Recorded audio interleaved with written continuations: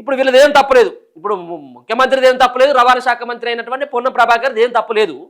మరి రోడ్ల పరిస్థితి ఏందో ఒకసారి ఆలోచించుర్రి. గుంతలు గుంతల రోడ్లు, గరుకు గరుకు రోడ్లు, కనీసం ప్యాచ్ వర్క్లు కూడా అది పూనుకున్నటువంటి రోడ్లు ఉన్నాయి. సంవత్సరాలు అదే బొంద అట్లే ఉంటుంది. బొంద అట్లే ఉంటుంది. ఆ బొందల పాటు 10 మంది ప్రాణాలు కోల్పోయి కాక ఈ మూల మలుపుల కాడ ఈ సూచిక బోర్డులు ఉన్నాయి.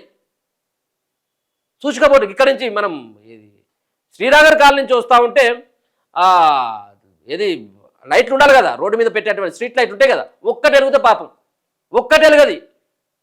ఆ కుక్కలు పీక్క తినగానే అటు వచ్చి ఉండలేడు.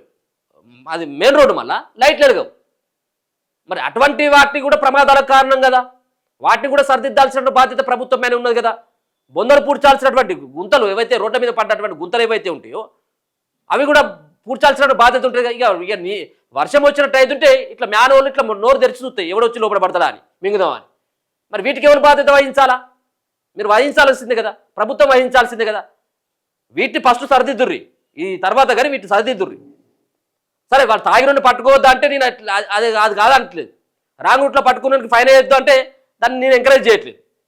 పట్టుకోవాలి, ఫైన్ వేయాలి.